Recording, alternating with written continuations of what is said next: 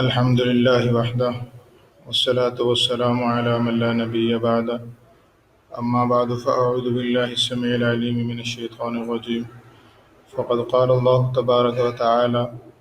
إن في خلق السماوات والأرض واختلاف الليل والنهار لآيات لأولي الألباب صدق اللہ العظیم۔ گزشتہ درس کے اندر تیسرے پارے کا آخری ربع اور چوتھے پارے کا تقریباً 3 ربع پڑھا گیا تھا، تقریباً پون پارہ، یہ ایک رکوع رہ گیا تھا۔ اس رکوع کے اندر اللہ تعالیٰ ارشاد یہ فرما رہے ہیں کہ اللہ تعالیٰ نے جو آسمانوں اور زمین کو پیدا کیا ہے، تو آسمان و زمین کے پیدا کرنے میں اور دن اور رات کے باری باری آنے جانے میں بہت بڑی اللہ کی قدرت کی نشانیاں ہیں ان لوگوں کے لیے جو عقل سے کام لیتے ہیں، جو عقل والے ہیں، جو سمجھدار ہیں۔ اب آگے اللہ تعالیٰ نے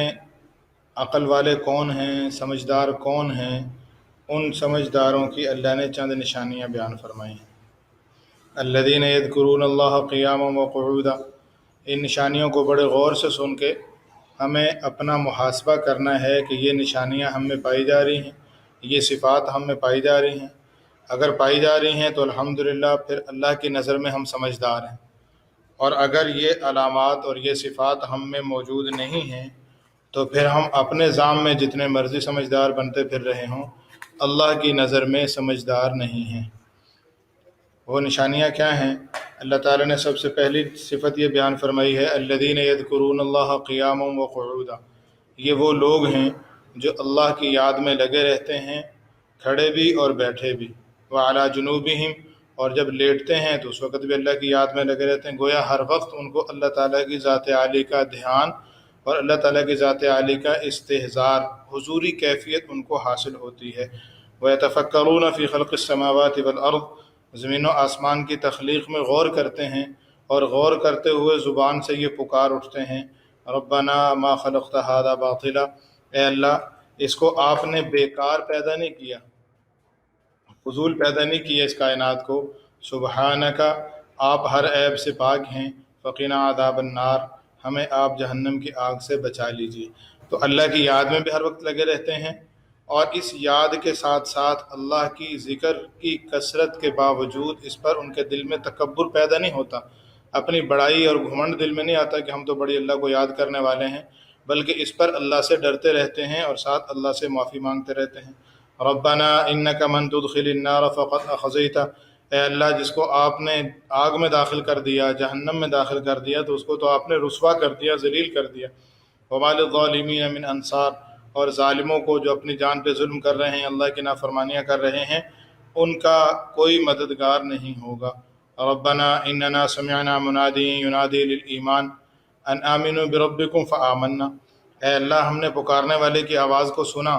جس نے یہ دعوت دی تھی کہ ایمان لے آؤ اپنے رب پر، تو ہم ایمان لے آئے۔ ربنا فاغفر لنا ذنوبنا، اے اللہ ہمارے گناہوں کو معاف کر دیجئے، وکفر عنا سیئاتنا، اور ہم سے ہماری خطاؤں کو معاف فرما دیجئے، اس سے درگزر فرمائیے۔ ولا تخزنا یوم القیامہ، اور وتوفنا مع الابرار، اے اللہ نیک لوگوں کے ساتھ ہمیں موت دینا۔ تو ان دعاؤں کے اندر اللہ تعالیٰ نے ویسے تو خبر کے طور پر بیان فرمایا کہ وہ اللہ کے بندے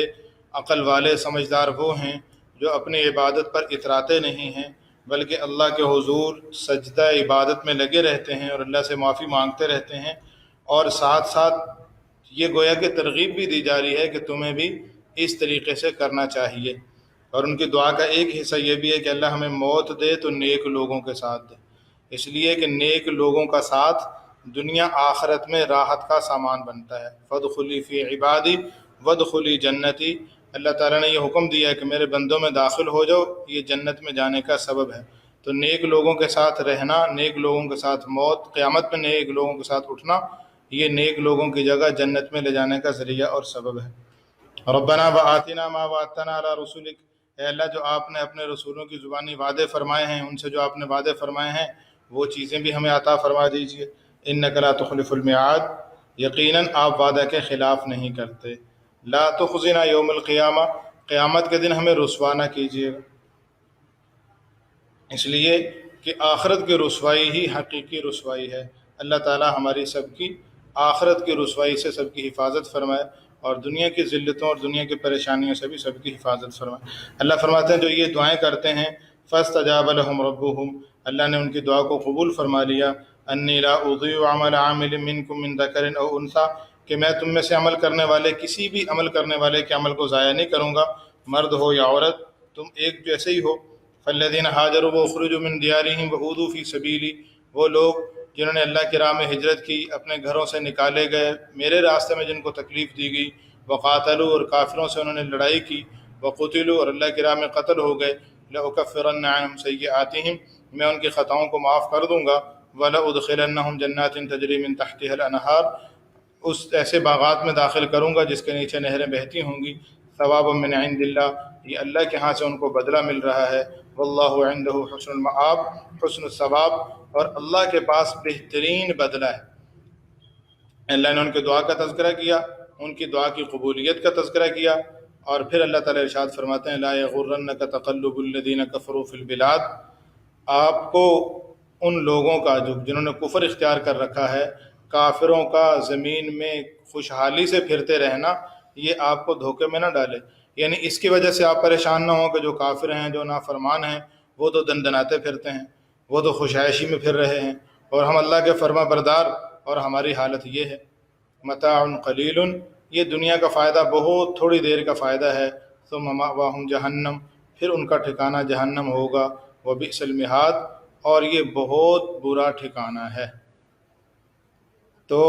اللہ تعالیٰ نے عقل مند سمجھدار ان لوگوں کو کہا ہے جو اللہ کی فرما برداری میں لگے رہتے ہیں، اور اللہ کی فرما برداری کرتے ہوئے اس پر اتراتے نہیں ہیں، بلکہ ساتھ ساتھ اس میں جو کوتاہی ہوگی، جو کمی ہوگی، اس پر اللہ کے حضور معافی بھی مانگتے رہتے ہیں۔ اور جو اللہ کے نافرمان ہیں ان کو تو اللہ نے کہا کہ یہ انسان کہلانے کے لائق ہی نہیں ہے، یہ تو ایسے ہیں کہ جن کے دل میں، جن کے سینے میں دل تو ہے لیکن اس سے سمجھتے نہیں ہیں، آنکھیں ہیں ان سے دیکھتے نہیں ہیں، کان ہیں ان سے سنتے نہیں ہیں۔ اولئک کالانعام بل ہم اضل، یہ چوپائے ہیں، جانور ہیں، بلکہ جانوروں سے بھی بدتر ہیں۔ تو اب عقل کا معیار اللہ کے ہاں عقل مند کون ہے؟ جو اللہ کا فرما بردار ہے، اور جو اس لیے کہ اس سے بڑا بے عقل اور بے وقوف کون ہوگا جو اپنے مالک کو نہیں پہچان رہا، جو محسن کے سامنے اس کے احسان کو نہیں مان رہا، اس سے بڑا بے وقوف اور نادان کون ہوگا۔ اور اس رکوع کی آخری آیت مبارکہ کے اندر اللہ تعالیٰ ارشاد فرماتے ہیں ایمان والوں کو، یا ایھا الذین آمنوا اصبروا وصابروا ورابطوا واتقوا اللہ لعلکم تفلحون، اے ایمان والو صبر کرو۔ صبر کا مفہوم بڑا وسیع ہے، پہلے بھی بات گزر چکی ہے۔ صبر 3 معنوں میں استعمال ہوتا ہے۔ اب اصل میں صبر کا معنی ہوتا ہے اپنے آپ کو جما دینا، بریک لگانا۔ تو صبر کا ایک مفہوم یہ ہے کہ اللہ کے جتنے احکام ہیں اس پہ اپنے آپ کو جما دینا، ان احکام پہ عمل کرنا، اور اللہ کی منع کردہ جتنی چیزیں ہیں، جن چیزوں سے اللہ تعالیٰ نے روکا ہے، منع کیا ہے، ان ساری چیزوں سے اپنے آپ کو روک لینا۔ اور تیسرا صبر کا مفہوم جو ہم سب جانتے ہیں کہ کوئی تکلیف آئی تو اس تکلیف کو اللہ کی طرف سے سمجھتے ہوئے اس پر ثواب کی امید رکھنا، اور اس پہ واویلا آوزاری نہ کرنا۔ وصابروا، اور ثابت قدم رہو دشمن کے مقابلے میں، سرحدوں کے مقابلے میں، سرحدوں پہ کھڑے ہو کر۔ ورابطوا، اور سرحدوں کی حفاظت فرماؤ، سرحدوں کی حفاظت کرو۔ سرحد جو ہمارے حدود یعنی ملکی حدود ہیں، سرحد جغرافیائی حدود کہہ لیں آپ، جغرافیائی سرحدیں، ان کی بھی حفاظت کرنی ہے، اور نظریاتی جو سرحدیں ہیں ان کی بھی حفاظت کرنی ہے۔ نظریاتی سرحدوں کا مطلب یہ ہے کہ ایمان اور عمل صالح کی جو سرحدیں ہیں، کہ اسلامی عقائد، مسلمانوں کے جو عقائد ہیں ان کی بھی نگرانی اور ان کی بھی حفاظت کرنی ہے، کہ کہیں ایسا نہ ہو کہ جیسے ہم اپنی ملکی سرحد کی حفاظت کرتے ہیں نا، کہ ہمارے ملک میں کوئی دوسرا بندہ داخل نہ ہو جائے، ایسے ہی ہمیں اپنے اعتقادیات، اپنے عقائد کی بھی حفاظت کرنی ہے، کہ کہیں ایسا نہ ہو کہ ہمیں کوئی غیر بندہ ہمارے اندر داخل ہو کر ہمارے عقائد کو خراب کر دے۔ اس کے بعد صورت نساء شروع ہوتی ہے۔ یہ صورت نساء بھی مدنی ہے، اور اس صورت مبارکہ کے 24 رکوع اور 176 آیات ہیں۔ اور یہ حضور صلی اللہ علیہ وسلم جب مدینہ منورہ ہجرت فرما کر آئے تھے تو بدر کا معرکہ ہوا، اور بدر کے معرکے کے کچھ عرصہ بعد یہ صورت مبارکہ نازل ہوئی۔ اس کے اندر عورتوں کے احکام کچھ بیان کیے گئے ہیں، کہ ان سے نکاح کرنا، یتیم بچیوں کی وراثت کا حکم ہے، پھر آگے عورتوں کی میراث کا حکم ہے، اور پھر اگر آپس میں جھگڑا ہو جائے میاں بیوی کا تو اس میں کیا کرنا چاہیے۔ تو عورتوں کے کافی سارے اس میں چونکہ احکام تھے، اس لیے اس صورت مبارکہ کا نام صورت نساء رکھا گیا۔ لیکن اس میں جہاں عورتوں کے بہت سے مسائل بیان کیے گئے ہیں، قانونی، بین الاقوامی، ملکی قوانین کو بھی بیان کیا گیا ہے، آئلی اور گھریلو قوانین کو بھی بیان کیا گیا ہے، اور بہت سے عبادات کے احکام بھی اس صورت مبارکہ کے اندر نازل ہوئے ہیں۔ چونکہ بہت سے احکام اس صورت مبارکہ کے اندر نازل ہوئے ہیں، اس لیے اللہ تعالیٰ نے اس صورت مبارکہ کو شروع فرماتے ہوئے سب سے پہلی آیت مبارکہ کے اندر تقوی کا حکم دیا۔ یا ایھا الناس اتقوا ربکم الذی خلقکم من نفس واحدہ، اے انسانوں اس اللہ سے، اپنے اس رب سے ڈرتے رہو جس رب نے تمہیں ایک جان سے پیدا کیا ہے، ایک انسان سے پیدا کیا، اور اسی سے پھر ان کی بیوی پیدا کی، اور ان سے آگے پھر بہت سے مرد اور بہت سی عورتوں کو اللہ تعالیٰ نے پیدا کر دیا۔ اس اللہ سے ڈرتے رہو جس اللہ کا واسطہ دے کر تم ایک دوسرے سے سوال کرتے ہو، اور جو آپس کی تمہاری رشتہ داریاں ہیں ان کا بھی لحاظ رکھو۔ تو سب سے پہلے تقوی کا حکم دیا کہ تقوی کے بغیر بندہ اللہ کے احکام پہ چل نہیں سکتا، اور پھر آگے اللہ تعالیٰ نے احکامات شروع فرمائے ہیں۔ دوسری آیت مبارکہ کے اندر اللہ تعالیٰ نے حکم یہ دیا کہ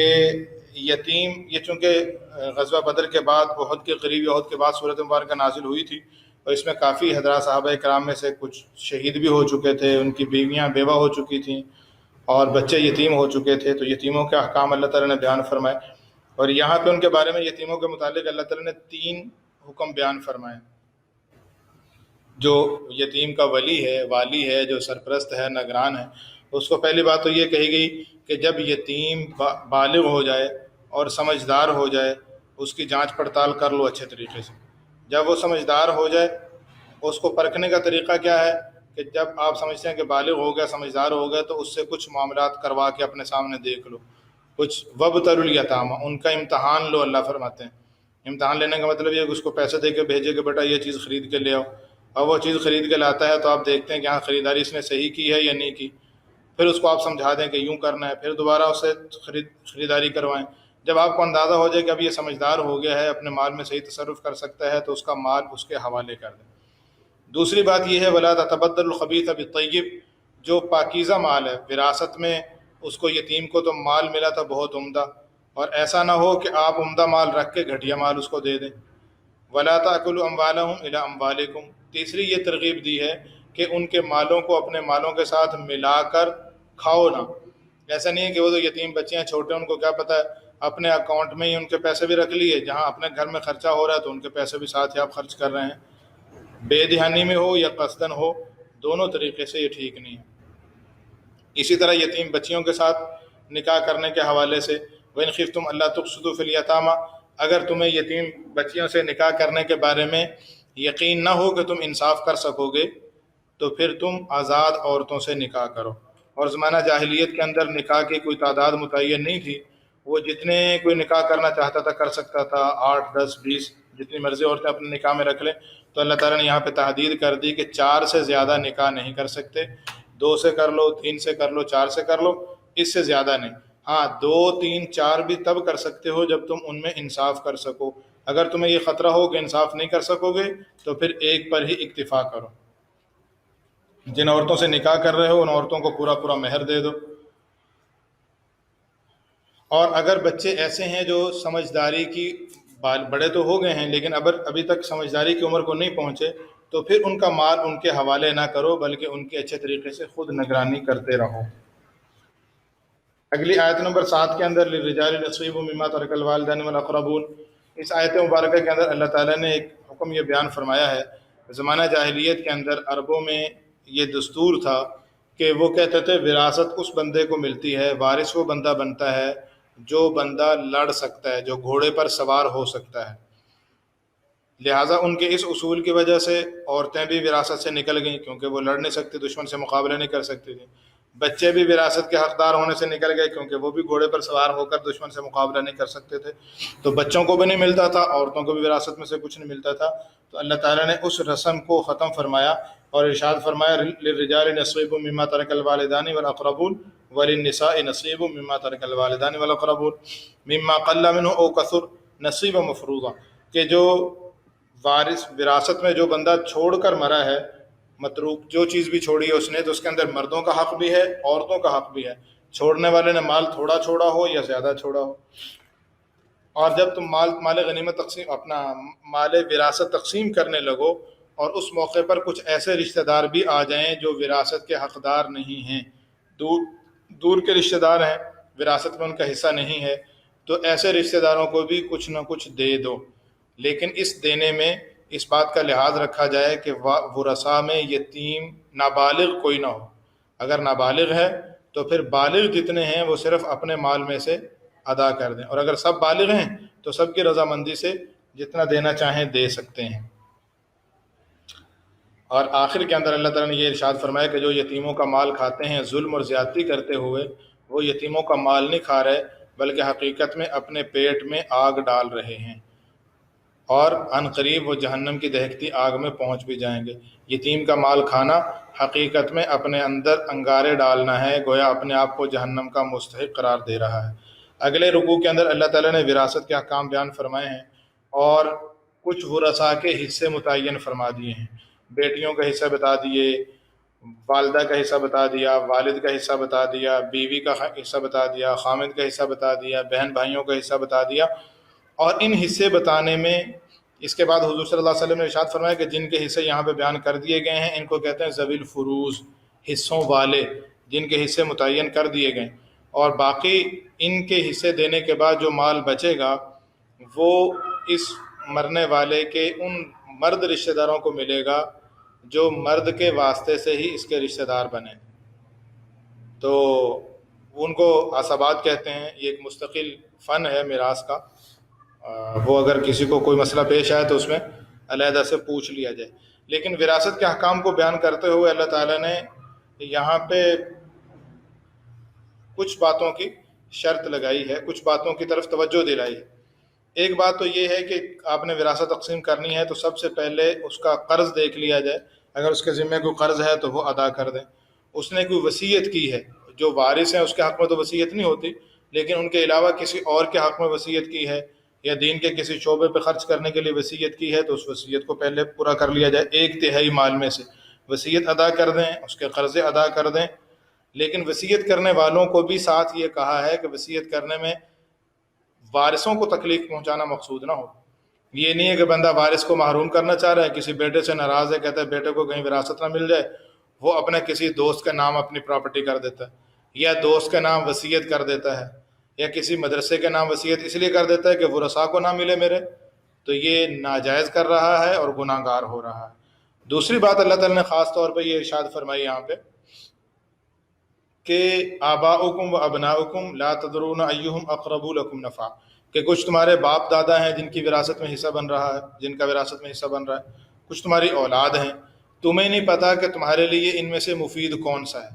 کس سے تمہیں زیادہ فائدہ حاصل ہو سکتا ہے۔ اس لیے تم یہ اصل میں یہ اللہ تعالیٰ نے اس لیے ارشاد فرمایا کہ کوئی یہ سوال نہ کر دے کہ فلاں کو حصہ زیادہ کیوں دیا، فلاں کو کم کیوں دیا۔ اللہ فرماتا ہے کہ ہم جانتے ہیں، تم نہیں جانتے، ہمیں پتہ ہے، اس لیے ہم نے طے کر دیے، اس پہ چوں چراں کرنے کی ضرورت نہیں ہے۔ اس کے اگلے رکوع کے اندر اللہ تعالیٰ نے ایک حکم یہ بیان فرمایا کہ وہ عورتیں جو بدکاری میں مبتلا ہوں، واللاتی یأتین الفاحشۃ من نسائکم،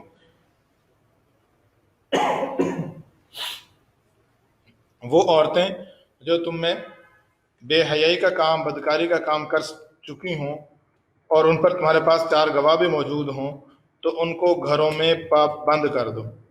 حتی یتوفاہن الموت او یجعل اللہ لہن سبیلا، یعنی ان کو گویا کہ قید کر دو گھروں کے اندر یہاں تک کہ ان کو موت آ جائے یا اللہ تعالیٰ ان کے لیے کوئی راستہ نکال دے۔ اور حضور صلی اللہ علیہ وسلم نے حدیث مبارکہ کے اندر ارشاد فرمایا کہ اللہ تعالیٰ نے راستہ نکال دیا ہے۔ وہ راستہ کیا نکالا ہے کہ اگر غیر شادی شدہ مرد عورت آپس میں بدکاری کریں تو ان کو 100 کوڑے لگائے جائیں، اور اگر شادی شدہ مرد عورت آپس میں بدکاری کریں تو ان کو سنگسار کیا جائے، یعنی پتھر مار مار کے ان کو مار دیا جائے۔ اور اگر کوئی توبہ کر لیتا ہے تو اللہ تعالیٰ نے ارشاد فرمایا کہ توبہ ان لوگوں کی ہے، انما التوبۃ للذین یعملون السوء بجہالۃ ثم یتوبون من قریب، کوئی نادانی میں گناہ کر چکے، غلطی ہو گئی اور پھر فوراً توبہ کر لیتے ہیں تو اللہ تعالیٰ ان کی توبہ کو قبول فرما لیتے ہیں۔ ایسے لوگوں کی توبہ قبول نہیں ہوتی جو گناہ کرتے رہتے ہیں کرتے رہتے ہیں یہاں تک کہ جب موت آنے لگتی ہے اور موت کی سلسلہ شروع ہو جاتا ہے اور فرشتہ روح نکالنا شروع کر دیتا ہے آخرت کے مناظر دیکھ کر، پھر وہ توبہ کرتا ہے تو اس موقع پر اس کی توبہ قبول نہیں ہوگی۔ اسی طرح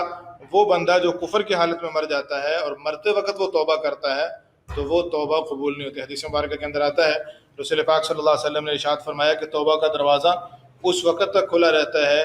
حتی یغرغر، جب تک کہ سانس اکھڑنا شروع نہ ہو جائے۔ جب روح نکلنا شروع ہو جاتی ہے اور آخرت کے چونکہ وہ منازل شروع ہو گئی اور آخرت کے مناظر بھی اس کی نظروں کے سامنے آ گئے، اس موقع پر یہ جو دیکھ کر توبہ کر رہا ہے تو وہ توبہ قبول نہیں ہوتی۔ اگلی آیت مبارکہ کے اندر کافروں کی ایک اور بری رسم کا اللہ تعالیٰ نے تردید فرمائی ہے۔ وہ رسم یہ تھی کہ اگر کسی عورت کا جیسے نکاح ہوا ہے، اب وہ خامد اس کا خدا نخواستہ فوت ہو جاتا ہے تو اس عورت کے خامد کے جو گھر والے تھے وہ عورت کے زبردستی سے گویا کہ سرپرست بن جاتے تھے، ذمہ دار بن جاتے تھے، وارث بن جاتے تھے، نہ تو اس کو کہیں اور نکاح کرنے دیتے تھے اور نہ خود اس کا نکاح کہیں اپنی مرضی سے اس کو کرنے دیتے تھے، نہ خود کرتے تھے۔ تو اللہ تعالیٰ نے یہ ارشاد فرمایا کہ اے ایمان والو، تمہارے لیے یہ حلال نہیں ہے کہ تم عورتوں کے زبردستی وارث بن بیٹھو اور نہ ہی ان کو گھروں سے نکالو۔ گھروں سے نکالنا اپنے سے جدا کر دیا۔ بعض لوگ ایسا کرتے تھے کہ وہ عورت کو رکھنا نہیں چاہتے لیکن طلاق بھی نہیں دیتے کہ طلاق دیں گے تو مہر دینا پڑے گا، اس لیے وہ عورتوں کو تنگ کرتے رہتے تھے اور نفقے میں تنگی کرتے تھے، پریشان کرتے رہتے تھے تاکہ یہ خود ہی ہمیں کہہ دے کہ میں مہر چھوڑتی ہوں، تم میری جان چھوڑ دو۔ تو اللہ تعالیٰ ارشاد فرماتے ہیں کہ جو تم مہر دے چکے ہو اس مہر کو واپس نہ لو، الا یہ کہ وہ کوئی بہت ہی بے حیائی کا ارتکاب کر بیٹھی ہیں، کوئی گناہ کر رہی ہیں اور باز نہیں آتی ہیں تو پھر ٹھیک ہے، پھر تم انہیں جدا کر سکتے ہو۔ اور اس کے بعد کچھ ایسا بھی تھا کہ پہلے زمانہ جاہلیت کے اندر ایک اور رسم بھی تھی کہ اپنے والد کی جو بیوی ہے، ماں نہ ہو، والد کی بیوی ہے جو سوتیلی ماں کہہ لیں، تو اس سے نکاح کر لیا کرتے تھے۔ اس کو بھی اللہ تعالیٰ نے حرام کر دیا کہ سوتیلی ماں سے بھی نکاح نہیں کر سکتے۔ ہاں، پہلے جو کچھ ہو چکا اس کو اللہ تعالیٰ نے معاف فرما دیا، اور کچھ عورتوں کا اللہ تعالیٰ نے بیان فرمایا کہ جن کو ہم محرم کہتے ہیں، ان عورتوں کے ساتھ نکاح کرنا جائز نہیں ہے۔ ہاں، والمحصنات من النساء، جو پاک باز عورتیں ہیں ان سے تم نکاح کر سکتے ہو۔ ان کے علاوہ جو ہم نے محرم عورتیں بیان کی ہیں، ماں، دادی، نانی، ساری اس میں آ جاتی ہیں، بیٹیاں، پوتیاں، نواسیاں اس میں آ جاتی ہیں، بہنیں، ان کی اولاد، پھوپھیاں، خالائیں، بھتیجیاں، بھانجیاں، یہ ساری رضائی۔ اسی طرح رضائی رشتے بھی حضور صلی اللہ علیہ وسلم نے ارشاد فرمایا کہ رضاع سے بھی وہ رشتے حرام ہوتے ہیں جو نسب کی وجہ سے حرام ہوتے ہیں۔ ان کے علاوہ جو باقی عورتیں ہیں وہ عورتیں تمہارے لیے حلال ہیں۔ اور ان عورتوں میں سے اگر آزاد عورت سے، چونکہ اس کا مہر زیادہ ہوتا تھا، آزاد عورت سے اگر تم نکاح نہیں کر سکتے، اس کی طاقت نہیں ہے، تو باندی سے نکاح کر لو، اس سے بھی نکاح کر سکتے ہیں۔ اسی طرح جب باندی کے نکاح کا تذکرہ کیا تو ساتھ ہی یہ بھی بتا دیا کہ اگر باندی خدا نخواستہ جیسے آزاد عورت اگر بدکاری میں مبتلا ہوتی ہے اور شادی سے پہلے غیر شادی شدہ ہے تو اس کو 100 کوڑے لگتے ہیں، اور اگر باندی گناہ میں مبتلا ہو جائے تو اس کو اس کی نصف سزا ملے گی، آدھی سزا ملے گی، یعنی اس کو 50 کوڑے لگیں گے۔ اس اگلے رکوع کے اندر اللہ تعالیٰ نے ایک خاص طور پہ یہ بات بیان فرمائی، ان تجتنبوا کبائر ما تنہون عنہ نکفر عنکم سیئاتکم،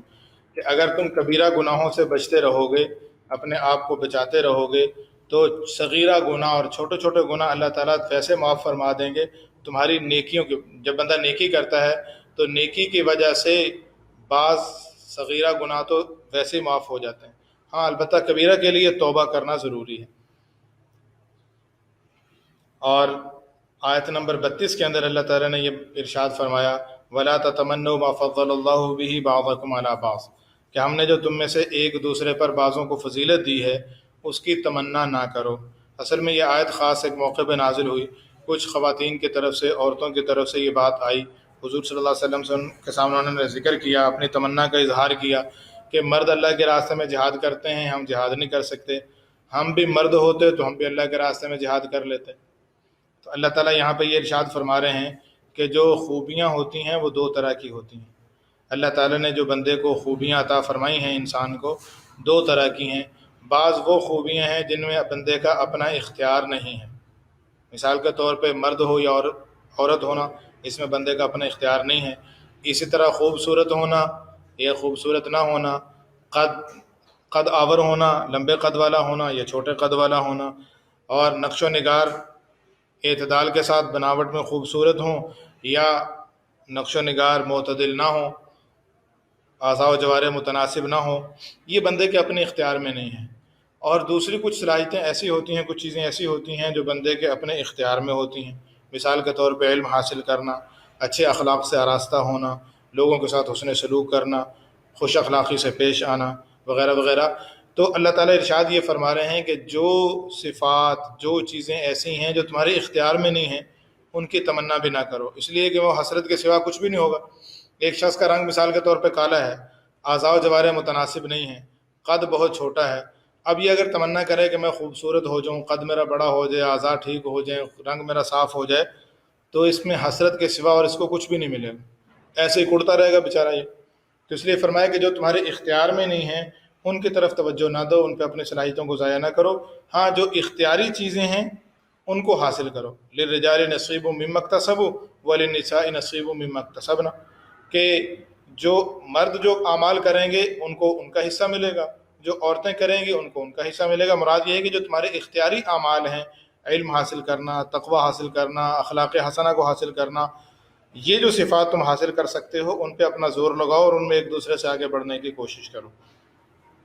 اگلے رکوع کی پہلی آیت مبارکہ کے اندر اللہ تعالیٰ ارشاد فرماتے ہیں کہ گھر کے نظام کو چلانے کے لیے اللہ تعالیٰ نے مردوں کو نگران مقرر کیا ہے۔ مرد عورتوں پہ نگران ہیں، اس لیے کہ گھر کا سیٹ اپ، گھر کا نظام تبھی چل سکتا ہے جب گھر میں کوئی ایک ذمہ دار ہو، امیر ہو، سرپرست ہو، جس سے پوچھ کے باقی چلیں۔ اگر کوئی ایک بھی ایسا نہیں ہوگا جس سے پوچھ کے چلیں، الٹپ سارے چل رہے ہیں، تو نظم درم برم ہو جائے گا۔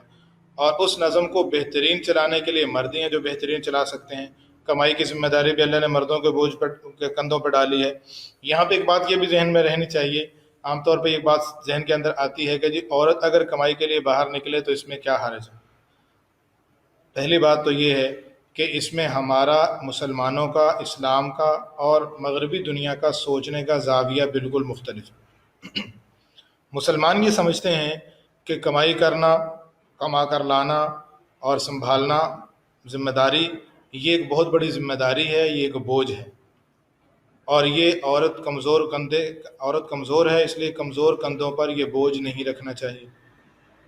اور مغرب میں، یورپ کے اندر اسی چیز کو عورت کا حق کہہ کے بیان کیا جاتا ہے، اور جب اس کا حق کہہ کے بیان کیا جاتا ہے تو عورت بیچاری بھی یہ سمجھتی ہے کہ ہاں میرا حق ہے، مجھے وصول کرنا چاہیے۔ ابھی تک وہاں کی عورت اپنا یہ حق وصول کرتے ہوئے گھر کی ذمہ داریوں سے فارغ نہیں ہوئی۔ نتیجہ کیا ہوا کہ گھر کے کاموں کے ساتھ ساتھ باہر کی ایک ذمہ داری بھی اس پہ پڑ گئی، اور پھر یہی عورت جو گھر کا کام اپنے خامد کا، اپنے بچوں کے کپڑے دھونا، اپنے بچوں کے لیے کھانا بنانا، اس کو وہاں پہ ایک بوجھ سمجھا جاتا ہے، اور یہ عورت دوسرے مردوں کے جا کے کپڑے دھوتی ہے، دوسروں کے لیے کھانا بناتی ہے، دوسروں کو کھانا کھلاتی ہے، ایئر ہوسٹس بنتی ہے، یا کسی بڑے ہوٹل کے اندر جو ہے وہ کھانا کھلانے پہ مقرر ہو جاتی ہے، تو یہ سمجھا جاتا ہے کہ یہ کام کر رہی ہے اور یہ اس کی عزت ہے۔ حالانکہ عزت اصل یہ تھی کہ گھر میں بیٹھ کے اپنے گھر کے نظام کو سنبھالتی۔ اللہ تعالی ہمیں صحیح سمجھ نصیب فرمائے اور دوسروں کی چال بازیوں سے، دوسروں کی شرارتوں سے ہماری حفاظت فرمائے۔ انہوں نے تو اللہ رحم فرما دے اس حال تک گراوٹ میں چلے گئے کہ ایک ٹافی اور ایک بسکٹ کی مشہوری دینی ہو تو اس کے لیے بھی عورت کی عزت کو پامال کیا جا رہا ہے۔ اللہ تعالی ہمیں سب کو سمجھ نصیب فرمائے۔ اللہ تعالی ارشاد فرماتے ہیں اگر میاں بیوی میں آپس میں کچھ ناچاکی ہو گئی ہے تو مرد اور عورت دونوں کے گھر والے آپس میں بیٹھ کر صلح صفائی سے اس کو کام کو نمٹانے کی، سنبھالنے کی کوشش کریں۔ اس گھر کو جہاں تک چلا سکتے ہوں چلانے کی کوشش کریں، لیکن اگر نظر آتا ہے کہ نہیں چلتا تو اللہ تعالیٰ نے اس کے لیے بھی راستہ رکھا ہوا ہے کہ پھر اپنی علیحدگی اختیار کر لیں۔ وَاعْبُدُوا اللَّهَ وَلَا تُشْرِكُوا بِهِ شَيْئًا، اللہ ہی کی عبادت کرو، اللہ کے ساتھ کسی کو شریک نہ کرو، اور والدین کے ساتھ حسن سلوک کرو۔ اب اللہ کی توحید کے ساتھ اللہ تعالیٰ نے والدین کے حقوق کو بیان فرمایا۔ تو جو دوسروں کے حقوق ہیں، حقوق العباد، وہ بہت بڑی چیز ہیں۔ اگر خدا نخواستہ اس کے اندر کوتاہی ہوتی ہے تو یہ اللہ تعالیٰ کے حقوق کے اندر عبادت میں کوئی کوتاہی ہوئی ہے تو وہ تو اللہ اپنے فضل سے معاف فرما دیں گے، لیکن حقوق العباد کے اندر تو بندہ اگر معاف کرے گا تو معافی ہوگی، ورنہ معافی نہیں ہوگی۔ والدین کے حقوق کو بیان فرمایا، وَبِذِي الْقُرْبَى، اور جو آپ کے قرابت دار رشتہ دار ہیں ان کے بھی حقوق ہیں، یتیموں کے حقوق ہیں، مسکینوں کے حقوق ہیں، وَالْجَارِ ذِي الْقُرْبَى، اور ایسا پڑوسی جو آپ کے قریب ہے۔ اس کا معنی قریب والا پڑوسی بھی ہے جس کی دیوار آپ کی دیوار کے ساتھ ملی ہوئی، اور قربا سے مراد یہ بھی ہو سکتا ہے کہ رشتہ دار پڑوسی۔ تو قریب والا پڑوسی، رشتہ دار پڑوسی، والجار الجنوبی، اور وہ پڑوسی جو تھوڑے سے فاصلے پر ہے، ایک دو گھر چھوڑ کر ہے، وصاحب بالجنبی، اور عارضی طور پر جو تمہارا ساتھی بن گیا ہے، سفر میں کرتے ہوئے تمہارے ساتھ، تم اس کے ساتھ بیٹھ گئے، تمہارے سیٹ میں ساتھ والے بیٹھا ہوا ہے، وہ بھی تمہارا گویا کہ پڑوسی ہے، اس کا بھی حق ہے۔ وابن السبیل، اور مسافروں کا بھی حق ہے، اور جو تمہارے مملوک، جو تمہارے ماتحت لوگ ہیں، ان کا بھی تم پر حق ہے، ان کے حقوق کو بھی ادا کرتے رہیں۔ اور ساتھ یہ بتا دیا کہ ان کے حقوق ادا کرنے میں جو رکاوٹ ہے وہ کنجوسی بنتی ہے، بخل بنتا ہے، تو اللہ ارشاد فرماتے ہیں کہ جو بخل کرتے ہیں اور دوسروں کو بھی بخل کا حکم دیتے ہیں، اور اللہ نے جو ان کو اپنی نعمت عطا فرما رکھی ہے اس کو چھپاتے ہیں، مال کو چھپاتے ہیں، تو ایسے لوگ اللہ کے عذاب کے مستحق ہیں۔ اللہ تعالیٰ فرماتے ہیں ماذا علیہم، ان کو ہو کیا جاتا اگر یہ ایمان لے آتے اللہ پر اور آخرت پر، اور اللہ نے جو ان کو عطا کیا تھا اس میں سے خرچ کرتے۔ تو جو یہ خرچ کریں گے اللہ تعالیٰ ان میں کوئی ان کے اجر کو کم نہیں کریں گے، بلکہ ایک ایک نیکی کو اللہ تعالیٰ بڑھا چڑھا کر ان کو بہت زیادہ اجر و ثواب عطا فرمائیں گے۔ تو اللہ کے راہ میں مال خرچ کرنے کی ترغیب دی گئی۔ اگلے رکوع کو شروع میں اللہ تعالیٰ نے ارشاد فرمایا، جیسے ہم نے پہلے عرض کیا تھا، سورہ بقرہ کے اندر اللہ تعالیٰ نے یہ شراب کے بارے میں لوگوں نے سوال کیا تو اللہ تعالیٰ نے ارشاد فرمایا تھا کہ اس میں کچھ نفع بھی ہے، نقصان بھی ہے، نقصان زیادہ ہے، نفع کم ہے۔ اس آیت مبارکہ کے اندر اللہ تعالیٰ نے دوسرا حکم نازل فرمایا کہ جب تم یا ایھا الذین آمنوا لا تقربوا الصلاۃ وانتم سکارى، اے ایمان والو جب تم نشے کی حالت میں ہو تو ایسے نشے کی حالت کے اندر تم نماز کے قریب بھی نہ جاؤ۔ ہاں جب نشہ اتر جائے تو پھر تم نماز پڑھ سکتے ہو، بیمار ہو، سفر پہ ہو، یا تمہیں پانی نہیں مل رہا تو پانی نہ ملنے کی صورت میں تم تیمم کر کے نماز پڑھ لو۔ اس کے اگلے آیات مبارکہ کے اندر اللہ تعالیٰ نے یہودیوں کی کچھ خرابیاں بیان کی ہیں کہ یہودی، دو خرابیاں اللہ تعالیٰ نے بیان فرمائی ہیں۔ ایک خرابی تو یہ بیان فرمائی ہے کہ وہ یہودی اس طرح کرتے تھے کہ وہ تحریف کرتے تھے، یعنی جو ان پر جو تورات تھی اس کے لفظوں کو بھی بدل دیا انہوں نے، اور اس کے معنی کے اندر بھی تبدیلی کر دی کہ اپنی مانی اور اپنی مرضی کے معنی اس میں ڈال دیے۔ دوسری حرکت وہ یہ کرتے تھے کہ حضور صلی اللہ علیہ وسلم کے پاس آ کر، سامنے آ کر ایسے الفاظ بولتے تھے جو ذو معنی ہوتے تھے، اس کا صحیح مطلب بھی ہو سکتا تھا، غلط مطلب بھی ہو سکتا تھا۔ وہ ظاہر یہ کرتے تھے کہ ہم صحیح معنی لے رہے ہیں، لیکن اندر ان کے غلط مفہوم وہ لیتے تھے اپنا بغض اور اپنا عناد نکالنے کے لیے۔ تو اللہ تعالیٰ نے اس کو بھی بیان فرمایا کہ یہ آ کے مثال کے طور پر وہ کہتے ہیں سمعنا وعصینا، ہم نے اطاعت کی اور نافرمانی کی۔ کہتے تھے جی آپ کی اطاعت کی، آپ کی بات ہم نے سن لی، اور آپ کے جو غیر ہیں دوسرے ان کی ہم نافرمانی کرتے ہیں، لیکن دل میں ان کا یہ تھا کہ آپ کی بات ہم نے سن تو لی لیکن مانیں گے نہیں۔ اسی طرح وہ راعینا کہتے تھے، جیسے پہلے سورہ بقرہ میں بھی گزر چکا، جس کا معنی غلط تھا۔ اللہ تعالیٰ نے ارشاد فرمایا کہ اگر یہ کہہ دیں سمعنا و اطعنا، عصینا کی بجائے، تو یہ ان کے لیے بہتر تھا، اور راعینا کی جگہ انظرنا کہیں تو یہ ان کے لیے زیادہ بہتر ہے۔ تو یہ کافروں اور منافقوں کی ہٹ درمی کو اللہ تعالیٰ بیان فرما رہے ہیں کہ یہ اس طرح کے سازشی ہیں کہ یہ آ کر قرآن میں بھی تحریف کرتے ہیں اور حضور صلی اللہ علیہ وسلم کی شان میں بھی گستاخی کرتے ہیں۔ اگلے رکوع کے اندر اللہ تعالیٰ نے جو یہودی تھے ان کے ایک طبقے کا تذکرہ کیا، الم تر الی الذین اوتوا نصیبا من الکتاب یؤمنون بالجبت والطاغوت، کہ جن کو ہم نے کتاب دی ہے یعنی تورات کا علم دیا ہے، وہ علم کے باوجود بتوں کو، شیطانوں کو جا کے عبادت کرتے ہیں، ان پر ایمان لاتے ہیں۔ ہوا یہ تھا کہ کعب بن اشرف یہودی اور حیی بن اخطب یہودی، یہ دونوں مکہ مکرمہ میں گئے احد کے بعد، اور مکہ والوں سے جا کے کہا کہ آپ لوگ یہاں پہ آ کے ان پہ، مدینہ والوں پہ، مسلمانوں پہ حملہ کریں، ہم بھی آپ کا ساتھ دیں گے، اور ہم تو سمجھتے ہیں کہ آپ لوگوں کا دین ان سے اچھا ہے۔ تو اس وقت جو کافروں کے سردار تھے انہوں نے سے پوچھا کہ تم سمجھتے ہو کہ ہمارا دین صحیح ہے ان کا غلط ہے؟ انہوں نے کہا ہاں ہم سمجھتے ہیں کہ آپ کا دین صحیح ہے ان کا غلط ہے۔ اچھا اگر ہمیں حق پہ سمجھتے ہو تو پھر یہ بت کو سجدہ کرو۔ تو کعب بن اشرف یہودی، حالانکہ یہودیوں کے ہاں بھی شرک تو غلط تھا اور وہ بت پرستی کو حرام کہتے تھے، لیکن حضور صلی اللہ علیہ وسلم کی دشمنی میں آ کے اس ظالم نے بتوں کے سامنے بھی سجدہ کر دیا۔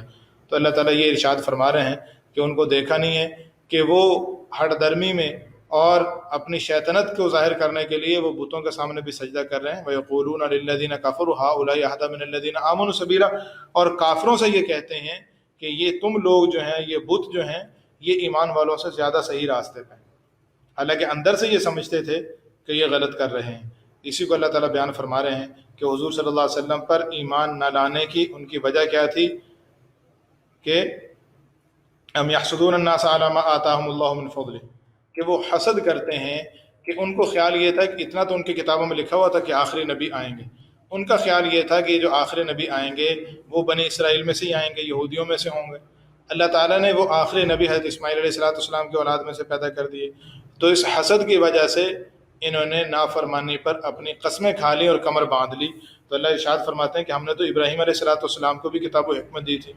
اور ہم نے بہت سے ان کی اولاد میں لوگوں کو بادشاہت بھی عطا فرمائی۔ تو حضرت ابراہیم علیہ السلام کو ہم نے نبوت عطا فرمائی، ان کے دو بیٹے اسحاق اور اسماعیل علیہ الصلوات و تسلیمات، ان کو بھی ہم نے نبوت عطا فرمائی۔ حضرت اسحاق علیہ السلام کے بیٹے حضرت یعقوب علیہ السلام، ان کو نبوت عطا فرمائی۔ ان کے بیٹے یوسف علیہ السلام، ان کو نبوت عطا فرمائی۔ حضرت ابراہیم علیہ السلام کی ایک بیٹے کی اولاد میں سے ہم نے نبیوں کا سلسلہ جاری کیا، اور حضرت عیسیٰ علیہ السلام تک وہ سلسلہ چلا۔ دوسرے بیٹے حضرت اسماعیل علیہ السلام وہ بھی نبی ہیں، اگر ان کے اولاد میں سے ہم نے ایک نبی پیدا کر دیا تو یہ کون سا نافرمانی والی وجہ ہے؟ اگر ایک بیٹے کی اولاد نبی ہو سکتے ہیں تو دوسرے نبی کی اولاد میں سے کوئی نبی کیوں نہیں ہو سکتا؟ یہ تو کوئی انکار کی وجہ نہیں بنتی۔ اس رکوع کی آخری آیت کے اندر اللہ تعالیٰ نے ایمان والوں کو حکم فرمایا، یا ایھا الذین آمنوا اطیعوا اللہ واطیعوا الرسول واولی الامر منکم، اے ایمان والو اللہ کی اطاعت کرو، اللہ کے رسول کی اطاعت کرو، اور اپنے میں سے جو اولی الامر ہیں ان کی اطاعت کرو۔ اولی الامر سے مراد کیا ہے؟ دو مطلب ہیں یہاں پہ، مفسرین نے دو معنی بیان کیے ہیں۔ اولی الامر سے ایک مراد تو یہ ہے کہ جو تمہارے حاکم ہیں، حکمران ہیں، اللہ کی بھی اطاعت کرو، اللہ کے رسول کی بھی، اور اپنے حکمرانوں کی بھی اطاعت کرو، لیکن اس شرط کے ساتھ کہ جب تک وہ اللہ اور اللہ کے رسول کی نافرمانی کا حکم نہ دیں۔ ہاں اگر ان کا حکم ایسا ہے جو اللہ اور اللہ کے رسول کے احکام سے ٹکراتا ہے تو پھر لا طاعت لمخلوق فی معصیت اللہ، جہاں اللہ کی نافرمانی ہے وہاں کسی مخلوق کی کوئی اطاعت نہیں ہے۔ حضرت عبداللہ بن عباس رضی اللہ تعالیٰ عنہ کی روایت سے یہ ثابت ہوتا ہے کہ اولی الامر سے مراد فقہا ہیں، یعنی اللہ کی اطاعت کرو، اللہ کے رسول کی اطاعت کرو، اور جہاں پہ آپ لوگوں کے پاس قرآن و حدیث سے رہنمائی موجود نہیں ہے، قرآن کی آیت واضح نہیں ہے، حدیث مبارکہ نہیں ہے، تو وہاں پہ فقہا کی بات مان لو۔ فقہا وہ لوگ کہلاتے ہیں جو قرآن و حدیث کے ماہر ہیں، اور قرآن و حدیث کو سمجھتے ہوئے انہوں نے ان مسائل کا استنباط بھی کیا ہے، ان مسائل کو بھی بیان کیا ہے جن کا واضح طور پر قرآن و حدیث میں حکم موجود نہیں ہے۔ جیسے مثال کے طور پر قرآن پاک کے اندر، حدیث مبارکہ کے اندر آتا ہے کہ اگر پانی وغیرہ کے اندر مکھی گر جائے تو اس کو ڈبو کر غوطہ دے کے باہر نکال دو، بخاری شریف کی حدیث ہے۔ لیکن اگر پانی میں مچھر گر جائے یا کیڑا گر جائے تو اس کا کیا حکم ہے؟ یہ قرآن و حدیث میں کہیں نہیں ہے۔ اسی طرح قرآن کے اندر جانوروں کا جہاں پہ ذکر آیا، جو جانور حلال ہیں، تو اس میں اونٹ، بکری، بھیڑ، گائے کا تذکرہ آیا ہے، لیکن بھینس کا ذکر کہیں نہیں ہے، نہ قرآن میں نہ حدیث میں۔ تو بھینس کا دودھ پینا حلال ہے یا حرام ہے؟ کٹے کا گوشت کھانا جائز ہے یا ناجائز ہے؟ اسی طرح جتنی بھی ہم اشیاء استعمال کر رہے ہیں جن کا ذکر قرآن و حدیث میں نہیں ہے تو ان کا حکم کیا بنے گا؟ یہ ہمیں فقہا بتائیں گے۔ فقہا نے قرآن و حدیث کے احکام کو سامنے رکھتے ہوئے، قرآن و حدیث کے نصوص کو سامنے رکھتے ہوئے، جن احکام کا ذکر قرآن و حدیث میں نہیں ہے ان کے احکام بھی ان حضرات نے بیان کیے ہیں، اور ان کی تحقیق پر ہم عمل کرتے ہیں، اسی کو تقلید کہتے ہیں۔ حضرت شاہ ولی اللہ صاحب رحمۃ اللہ علیہ نے عقد الجید کتاب میں یہ بات لکھی ہے کہ تقلید کا مطلب یہ ہے ان یکون اتباع الروایت دلالتا، کہ قرآن و حدیث کی ہم نے اتباع کرنی ہے، قرآن و حدیث پر عمل کرنا ہے، لیکن کسی رہنما کی رہنمائی میں،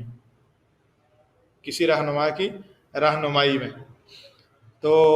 اور یہ سارے بندے ہی، ہم بھی فقہا کی بات مانتے ہیں، یعنی ہم نے اصل اس لیے مانتے ہیں کہ وہ قرآن و حدیث کے ہم سے زیادہ ماہر ہیں، اور وہ جو بتا رہے ہیں قرآن و حدیث کا حکم ہی ہمیں بتا رہے ہیں، ورنہ اگر ہر بندہ خود تحقیق کرے تو یہ عملاً ممکن بھی نہیں ہے، اور ایسا کوئی کر بھی نہیں رہا۔ جو کہتے ہیں کہ ہم تقلید نہیں کرتے، وہ بھی اپنے علماء کی بات مان رہے ہیں، ان کی تحقیق پر عمل کر رہے ہیں۔ تو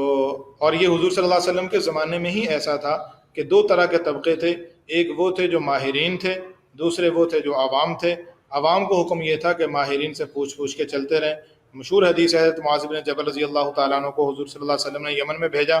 تو فرمایا کہ بھی وہاں لوگ تم سے مسائل پوچھیں گے، کیسے بتاؤ گے؟ اللہ کے رسول، قرآن سے بتاؤں گا، اگر قرآن میں نہ ملا حدیث سے بتاؤں گا، حدیث میں نہ ملا اجتہد برأیی ولا آلو، میں اجتہاد کروں گا اور اس میں کوئی کوتاہی نہیں کروں گا۔ حضور صلی اللہ علیہ وسلم نے فرمایا الحمدللہ الذی وفق رسولہ لما یحبہ اللہ ورسولہ، اللہ کا شکر ہے کہ اللہ نے میرے قاصد کو وہ چیز سمجھا دی جو اللہ کو بھی پسند ہے، اللہ کے رسول کو بھی پسند ہے۔ وہ کیا ہے؟ اللہ اور اللہ کے رسول کو کیا چیز پسند ہے؟ کہ جو غیر منصوص احکام ہیں، جن کا ذکر قرآن و حدیث میں نہیں ہے، اس میں مجتہد اجتہاد کرے گا، اور عام بندہ جو ہے وہ ان کی تقلید کرے گا، ان کی تحقیق پر عمل کرے گا، ان کی تحقیق کو مانے گا۔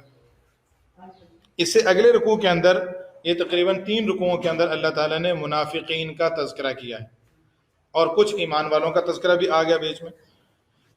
شروع میں منافقین کا تذکرہ اللہ تعالیٰ یہ بیان فرماتے ہیں الم تر الی الذین یزعمون انہم آمنوا بما انزل الیک وما انزل من قبلک یریدون ان یتحاکموا الی الطاغوت وقد امروا ان یکفروا به۔ منافقین ایسے تھے جو دل میں کفر رکھتے تھے، اوپر سے اسلام ظاہر کرتے تھے۔ اب وہ یہ دیکھتے تھے کہ اگر کوئی ایسا حکم ہے کہ جس میں ان کو فیصلہ کروانا ہوتا تھا، آپس میں جھگڑا ہے اور فیصلہ کروانا ہے، تو فیصلہ کروانے کے لیے اگر حضور صلی اللہ علیہ وسلم کے پاس جائیں گے تو وہ ہمارے خلاف فیصلہ کریں گے، اور فلاں یہودی کے پاس چلے جائیں گے تو وہ ہمارے حق میں فیصلہ کریں گے، تو وہ یہودی کے پاس قضیہ لے جاتے تھے۔ اور اگر ان کو یہ سمجھ میں آتا تھا کہ یہاں حضور ہمارے حق میں فیصلہ کریں گے تو حضور صلی اللہ علیہ وسلم کے پاس فیصلہ لے آتے تھے۔ اچھا، بعض اوقات ایسے بھی ہوتا تھا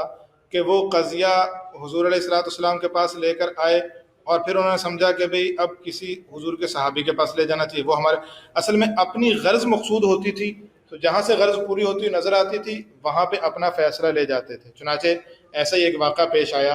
کہ ایک کافر کے اور ایک منافق جو اپنے آپ کو مسلمان کہتا تھا، اس نے اسلام ظاہر کرتا تھا، ان دونوں کے درمیان کسی قضیے پہ جھگڑا ہوا، اور یہ حضور صلی اللہ علیہ وسلم کے پاس چلے گئے۔ آپ علیہ السلام نے دونوں کی بات سنی اور جو کافر تھا اس کے حق میں فیصلہ کر دیا۔ جب فیصلہ کر دیا، یہ وہاں سے نکلے تو وہ جو مسلمان تھا، ظاہر اسلام کر رہا تھا، حقیقت میں اندر میں کفر تھا، منافق تھا، اس نے کہا کہ بھی حضور صلی اللہ علیہ وسلم نے تو فیصلہ کر دیا، لیکن حضرت عمر سے بھی فیصلہ کروا لینا چاہیے۔ اب حضرت عمر رضی اللہ عنہ کے پاس فیصلہ لے جانے سے مقصود ان کا یہ تھا کہ بھی حضرت عمر رضی اللہ عنہ چونکہ کافروں کے خلاف ہیں، بڑے شدید ہیں، سخت ہیں، تو جب ان کے پاس ہم قضیہ لے کے جائیں گے تو وہ کافروں کے رد میں ان کی اسے نفرت کی وجہ سے ہمارے حق میں فیصلہ کر دیں۔ چنانچہ حضرت عمر رضی اللہ عنہ کے پاس چلے گئے۔ جب ان کے سامنے سارا قضیہ رکھا، حضرت عمر رضی اللہ عنہ نے فیصلہ کرنے لگے، تو وہ جو کافر تھا اس نے کہا جی ہم حضور صلی اللہ علیہ وسلم کے پاس بھی گئے تھے، آپ صلی اللہ علیہ وسلم نے میرے حق میں فیصلہ کیا تھا، انہوں نے کہا کہ حضرت عمر سے بھی فیصلہ کروا لیں تو ہم آپ کے پاس آئیں۔ حضرت عمر رضی اللہ عنہ نے اس سے پوچھا کہ ہاں بھی ایسی بات ہے؟ اس نے کہا جی ہاں ایسی بات ہے۔ حضرت عمر اندر گئے، تلوار لے کر آئے، اور آ کر اس مسلمان کا، اس جو مسلمان بنا ہوا تھا، جو حقیقت میں منافق تھا، اس کی گردن اڑا دی، اور فرمایا کہ جو حضور صلی اللہ علیہ وسلم کے فیصلے کو نہ مانے اس کے بارے میں عمر کا فیصلہ یہی ہے۔ اب یہ جو منافق تھے، یہودی تھے، وہ حضور کے پاس چلے گئے، کہنے لگے جی وہ حضرت عمر کے پاس اس لیے تو نہیں گئے تھے کہ وہ آپ کا فیصلہ نہیں مانتے، وہ تو اس لیے گئے تھے کہ چلو حضرت عمر کو صلح کی صورت نکال دیں گے، تو اس طرح کے ہیلے بہانے کرنے لگے۔ اس پر یہ آیت مبارکہ نازل ہوئی، آیت نمبر 65، فَلَا وَرَبِّكَ لَا يُؤْمِنُونَ حَتَّى يُحَكِّمُوكَ فِي مَا شَجَرَ بَيْنَهُمْ، اللہ کی قسم، تیرے رب کی قسم، اس وقت تک یہ ایمان والے نہیں ہو سکتے جب تک کہ آپ کو اپنے اختلافات میں فیصل نہ مان لے، اور پھر ثم لا يجدوا في انفسهم حرجا مما قضيت، پھر جو آپ فیصلہ کریں اس فیصلے پر دل میں بھی کوئی پریشانی محسوس نہ کریں، تنگی محسوس نہ کریں، اور اس آپ کے فیصلے کو دل سے بھی تسلیم کر لیں۔ تو حضور صلی اللہ علیہ وسلم نے اس منافق کے خون کو ہدر اور رائے گاں کر دیا۔ اس سے پہلی آیت مبارکہ کے اندر اللہ تعالیٰ یہ ارشاد فرما رہے ہیں کہ یہ ظالم لوگ اگر جن سے گناہ ہو جاتا ہے وہ اگر اللہ کے رسول صلی اللہ علیہ وسلم کے پاس آ جائیں اور اللہ تعالیٰ سے استغفار کریں اور اللہ کے رسول بھی ان کے لیے استغفار کر دیں تو اللہ تعالیٰ کو بڑا توبہ قبول کرنے والا اور معاف فرمانے والا پائیں گے، یعنی اللہ ان کے توبہ بھی قبول فرما لیں گے، ان کے گناہوں کو بھی معاف فرما دیں گے۔ تو اس آیت مبارکہ کے اندر یہ اصول بیان کیا گیا کہ اگر کوئی بندے سے گناہ ہو جاتا ہے اور حضور صلی اللہ علیہ وسلم سے آ کے وہ درخواست کرتا ہے